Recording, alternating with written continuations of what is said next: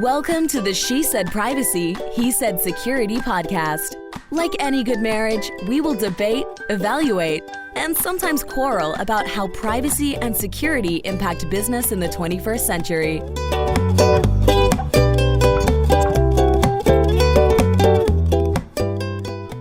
Hi, Jody Daniels here. I'm the founder and CEO of Red Clover Advisors, a certified women's privacy consultancy. I'm a privacy consultant and certified informational privacy professional, providing practical privacy advice to overwhelmed companies.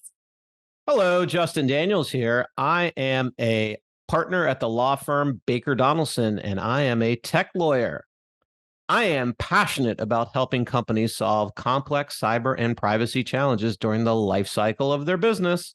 I am the cyber quarterback, helping clients design and implement cyber plans, as well as help them manage and recover from data breaches. And this episode is brought to you by Red Clover Advisors. We help companies to comply with data privacy laws and establish customer trust so that they can grow and nurture integrity. We work with companies in a variety of fields, including technology, e-commerce, professional services, and digital media. In short, we use data privacy to transform the way companies do business. Together, we're creating a future where there is greater trust between companies and consumers. To learn more and to check out our best-selling book, Data Reimagined, Building Trust One Bite at a Time, visit redcloveradvisors.com. Well, today is going to be super fun. I'm really excited for our guest today.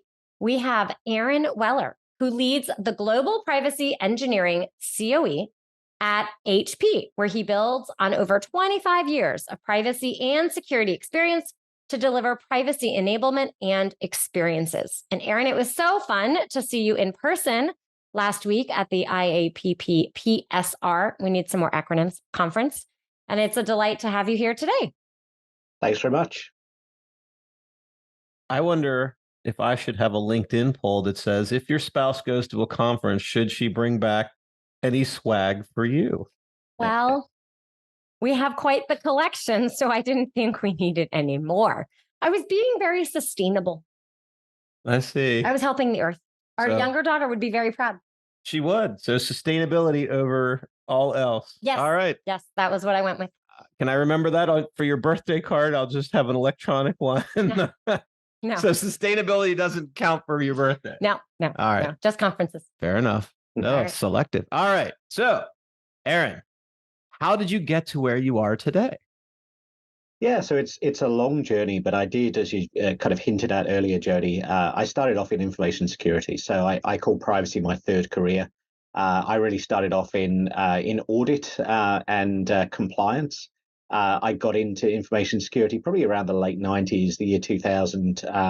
Started off doing ethical hacking, ran some forensics teams, worked my way up to be running security for a couple of companies in California.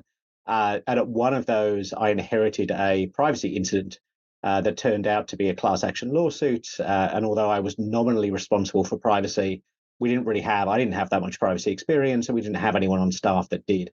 So that was really when I started to get more into the privacy space. So I got my CIPP US in around, I think, 2007, 2008. And then went to work for PwC, helping to build their privacy consulting practice. Was there for a few years, and then helped get eBay through GDPR, in that crazy run up to mid 2018. And then I co-founded and ran a privacy tech company for a few years. We sold that last year. HP was a client of mine. And when I was looking around for something else to do and having conversations with people, as you do, I talked to my friend who was the chief privacy officer at HP at the time. She said, "Oh, we've got a role that might be a good fit for you." So that's how I ended up at HP. Well, I'm excited to hear a little bit more about that, because privacy engineering is a very common phrase that we keep hearing over and over again. And I'd love if you can explain a little bit more about what is a privacy engineer, and also where do you find them fitting in the organization? Like, where do they tend to, sit, quote unquote? Yeah, so it's a good question, one that I think even the IPP has struggled to answer. There was an infographic they put out earlier this year where there's like 8 or 9 different flavors of privacy engineer, and it's everything from user experience design, infrastructure design, actual software development, privacy enhancing technologies. There's a lot of different bits and pieces. And I think that's partially why, when I try hire for a privacy engineer, people come to that role with a whole range of different experiences as well. So for me, there's a couple of main flavors. One is somebody who is fundamentally an engineer, so they know how to develop software or infrastructure. And it's really, for me, that split between people who are good at kind of doing the plumbing kind of work, where you might have something like a data scanning tool where you've got to connect it into systems and really, respect the rules around what you can do with the data from those source systems. And then where my team is more focused is more around privacy enhancing technologies. So how do we build controls into where we already have the data and we want to use it for something where we may not have the permission to do that, or we want to do it in a more privacy protecting way. So kind of building those capabilities as well. Those are really kind of the main engineering kind of roles that I see. So you're either building the infrastructure or building the ways of manipulating the data. But my team's a little bit broader than that. We also, as you kind of hinted at earlier, I have somebody who's really focusing on how do we get the other engineers, so HP, of course, has thousands of software developers and engineers. How do we get them enough privacy knowledge or to be able to answer their privacy engineering questions in an efficient way? So building out those channels, communities of practice, what's all the guidance that really turns kind of this is what you need to do, minimize the data. Okay, great. What does that actually mean? And turning that into kind of a how-to guide. So really enabling the broader engineering community. And then the piece that I'm still looking at building out and kind of have done some preliminary work around is really that, how do we think about privacy experience as a design kind of pattern?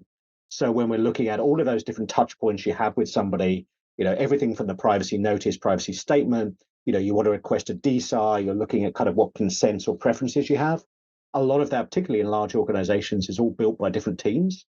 So how do you think about someone who's really got that design mindset, but also that kind of privacy chops to be able to say, we're going to build this in a way that's really transparent and it generates trust, meets all the compliance boxes, but it's more engineered than kind of, and I hate to say slapped together, but a lot of organizations that I've seen, people just work on different pieces and they don't look at it as being one experience, because all of these are run by different teams and they're not necessarily someone with that overall design view. So to me, that's privacy engineering as well. That UX piece is actually picked up in some of the stuff the IPP has put out. But I think because those are such broad different skill sets, you don't get them all in the same person.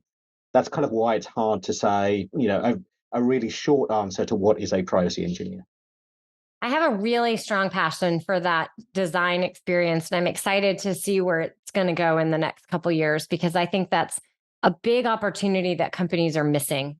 We spend so much time trying to get me to buy something in particular and very little on the explanation of why are you actually collecting this little piece of data. And I think that's a misstep, because if you design it properly to help explain why I should give you XYZ data, then that's the opportunity. I'm going to feel more engaged with you. I'm going to trust you more. I'm going to give you what it is that you're asking me to do, as long as you don't ask me right away in the very first time.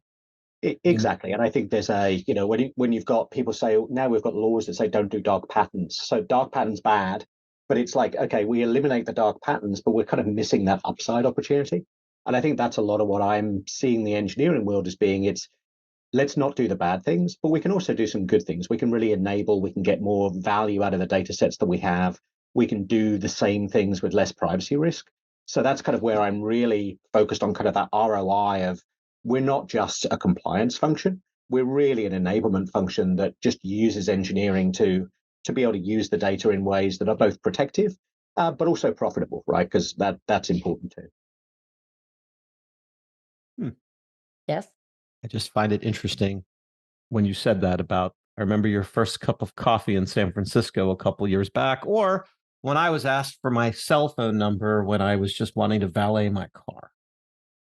Yes, I do remember my cup of coffee. My very first engagement was, we're so excited that you've come here. Thank you so much. We've automatically added you to the list because you swiped your credit card using a payment system we already knew your email address on. And please give me your birth date. That was their first engagement with me. That didn't go well. So interestingly, I think of privacy engineers usually at bigger companies because they can afford to have such a skilled person. So how does this work at a scrappy startup? How could they include privacy engineers? Yeah, I think it's a good question. And to me, you could look at degrees and degrees of privacy engineers, right? I have often said that one of the great things about working in privacy is that there's people who have very, very different backgrounds. And a privacy engineer fundamentally can be a privacy person who can do engineering or an engineer who can do some privacy. And in a smaller organization, you've probably got a lot more engineers running around, and finding somebody who you can say, hey, if I give you enough privacy knowledge that even if you're issue spotting primarily and bringing those things back to somebody who is maybe the only privacy professional, but getting something built into their system development lifecycle process, that's probably a good place to start without having to go and find kind of the unicorn of, somebody who's really a dedicated privacy engineer with a lot of background. Because it may be that you're not trying to implement complicated privacy enhancing technologies or things. You just want to know, what are people doing with the data and how do they not make some of those basic mistakes, and then kind of build from there. If someone is interested in getting into engineering, what would you recommend as a starting point? So I'm involved in, there's a couple of different things. One is I'm involved in the training faculty for the IPP, as you well know, Jody, and the new CIPT certification was 50% rewritten a couple of years ago to make it much more, I think, usable and practical for people who are saying, well, how do I build privacy into kind of when I'm thinking about that design process? What are some of the things that I should look at? But I think there are also some other great groups out there that there's a lot of open source material, and that's another good thing about the privacy community is lots of people are really willing to help. So some of the groups that I'm part of, there's a group called Open Mind that's around more how do we use data in a protective way. They've got lots of open source code that you can go and download and play with. So I think depending on kind of which flavor of an engineer you're looking at being, there are really a lot of resources out there. And even some of the, while the maturity of the standards is not the same in privacy as I'm used to in security, there are increasingly standards that are out there from ISO, NIST, and others that I think give you a good sense of kind of what do you need to know about. I was involved in helping to write ISO 31700 that came out, I think, last year now, around privacy by design in consumer products and services. That kind of almost gives a roadmap from when you're designing something all the way through to when you end of life. How do you train the salespeople about privacy features? We really kind of went broad with the scope of that. And that can give you a good roadmap to say, which of these pieces am I involved in my day job? And how do I start asking some of those questions that are built into the standards? Oh, very helpful. And some of those I hadn't heard of. So I'm looking forward to learning more. Aaron had me at NIST. Oh, that's so cute. He had you at NIST. I know. Oh, I know. new bedtime reading, huh? No. Yes. Well, I'm glad that you mentioned that. Because on every podcast these days, we ask people about AI. So where do you see the integration between AI and privacy engineering as we stand today? Yeah, so it's a good question. So my team is involved. We have a process around generative AI with a sandbox that's kind of managed and constrained, as you would expect. And my team is involved in the privacy aspects of looking at those use cases that come through. So we've developed, both myself and some of my other team members were involved in helping to write the new IPP AI governance certification. So we've got some of that background that we apply to these use cases. But really, one of the things that we're doing is to almost disambiguate what does AI mean, right? Because we've had machine learning models for decades at this point. We've got generative AI that's pretty new, and then whatever is coming next. So it's looking for kind of what are the different types of privacy risks and threats that apply to each of these different types of AI? What kinds of reviews do we need to do? Where should we be really concerned about some of these risks? And I would even go back to what GDPR says, right? That when you're using new technologies where you're still not kind of sure about them yet, that's when you should have a heightened attention to looking at some of those risks. So we are involved in many aspects of that. But I think to really answer your question, often that there isn't, where there aren't AI ethicists that have been around for decades, or they're very, very rare. Having people who do understand and care about the data and are looking at some of those same fundamental principles around fairness and bias and some of the other things that are coming out in some of the newer AI frameworks, I think that's a good starting point for a privacy professional to say, I can help with some of this AI stuff. But I've learned so much in the last year because there's so much that I hadn't been involved in or didn't know as well. So I do think it's a good starting point, but there is definitely a lot to learn that is more AI specific around, the difference between model risk and then analysis risk, and how do you put all those pieces together. Aaron, one of the other things you mentioned earlier was privacy enhancing technologies. And one of the panels I was on, we had lots of fun with the pets. And I feel like you also couldn't walk around the conference without talking or hearing about pets. I would be curious, if a company is interested in getting started, what might you suggest a good place for them to begin? Yeah, so that I think it's really understanding the problem you're trying to solve. So privacy enhancing technologies fundamentally manipulate a data set in a way that reduces privacy risk. But there are also a lot of trade-offs as well. So techniques like differential privacy add statistical noise into the data set that breaks some use cases. So that's not going to work for everything. So one of the first things that my team started to develop is what I call Muppet, which is many utility preserving privacy enhancing technologies. It's really a portfolio approach to looking at pets and saying, hey, what is the problem you're trying to solve? We have these 15 or 20 different potential pets. How do we kind of go through that decision tree as to which is the right one for you that we can then work on? Because I think all too often, one of the things that really does get overused is people say, well, I anonymize this data set. And my response is usually, well, what's the risk of re-identification? You calculated that, right? No. So I think that's when you're talking about pets, it's understanding that not any one of these tools will solve every problem you have. And it's really important to understand kind of are you looking at input privacy risk or output privacy risk? Are you trying to prove something? There's pets and sometimes combinations of pets that can do all of these things. But I think that's the challenge if you're starting off with not many resources. You may only have the ability to implement one pet. Which one should that be? So I think that's kind of where I'm looking at the research around how do you make that decision easier for people who aren't specialists, so that we can start to gather some of the, getting the problems defined in such a way that we can actually have something that works rather than, we actually preserve the privacy, but all the utility is gone. Can you expand a little bit more on the example with differential privacy, where there's a potential if you add in that noise, it might not work in all use cases? Can you share a little bit more about maybe one or two use cases where that might be a challenge? Yeah, so and it depends again whether we're talking about, so differential privacy has multiple flavors. Some of the bigger ones would be local differential privacy, where the noise is added on the device, right? Apple will use this on iPhones for some of the, I think it's location data, where they will add the noise in there and then move the data over when it's already had the noise added. Or you've got centralized differential privacy, where all that noise is, all the data it comes in accurate, and then the noise is added kind of more on the output end. But some of the use cases could be that if you never have access to the underlying data set, how do you know that is actually, that it's a fair representation? So a lot of testing doing on that front end. And then with the output, if you're looking for, the whole point with adding the noise is that it's statistically, some characteristics around the statistical nature of it.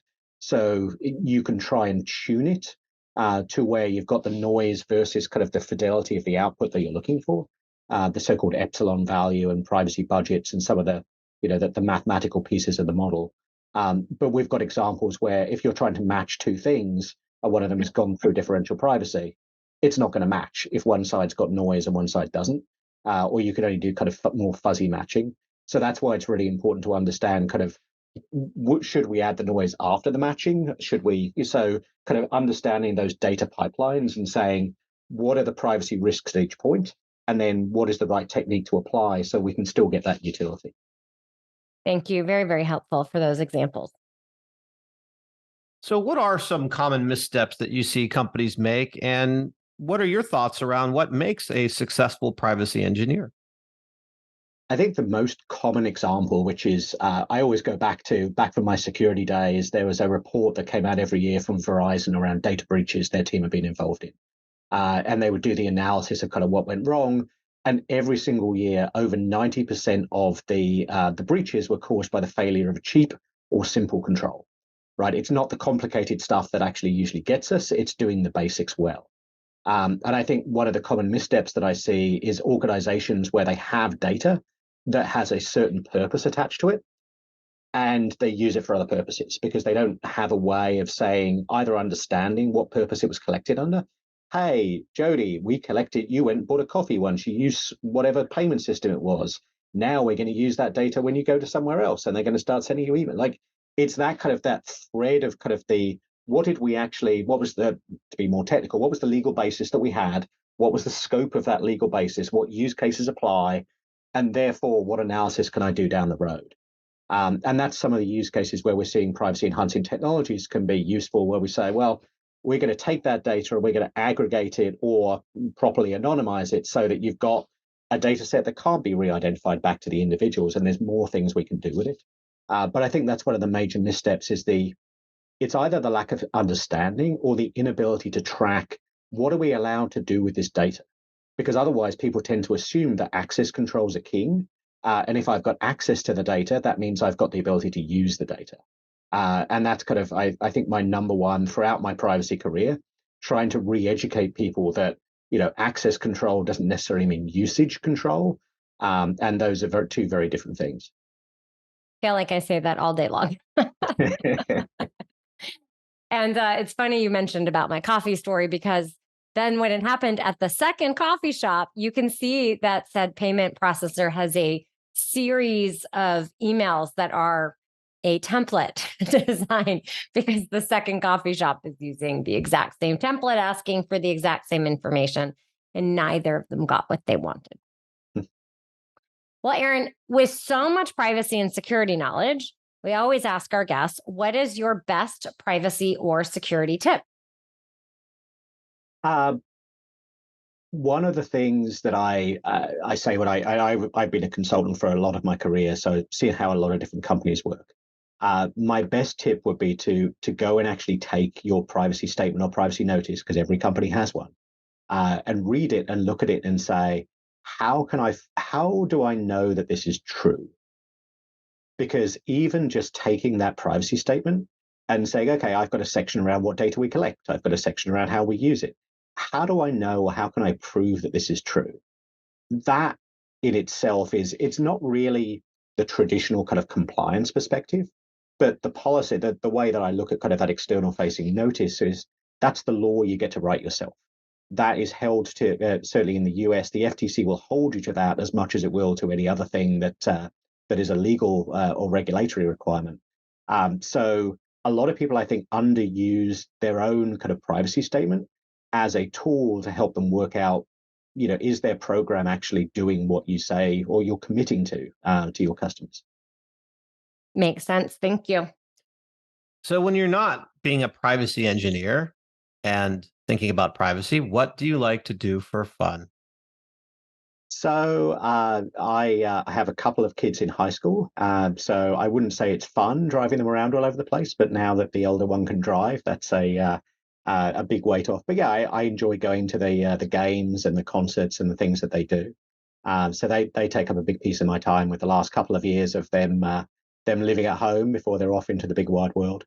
But outside of that, my wife and I like just exploring the Pacific Northwest where we live. There's a lot of great variety within a couple of hours drive. So just getting out and seeing new things is always fun, whether it's in the US or somewhere else. Aaron, if people would like to learn more, including anything on, you kind of had hinted that you're leading some of the efforts on the IAPP AI governance, where should we send them for them to connect and learn more? If you want to connect with me directly, LinkedIn is usually the best way. I can't promise to be super responsive. My inbox is always overflowing, but feel free to reach out to me that way. And for the IPP stuff specifically, the IPP has some great resources. If you can't find what you need, again, feel free to reach out to me directly and I can get you to the right person. Well, thank you so much for sharing all of your amazing knowledge on privacy engineering, privacy enhancing technologies. And of course, we can't have any podcast these days without AI. So thank you so much for all your wisdom.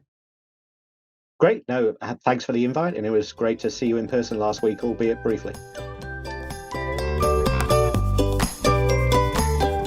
Thanks for listening to the She Said Privacy, He Said Security podcast. If you haven't already, be sure to click subscribe to get future episodes and check us out on LinkedIn. See you next time.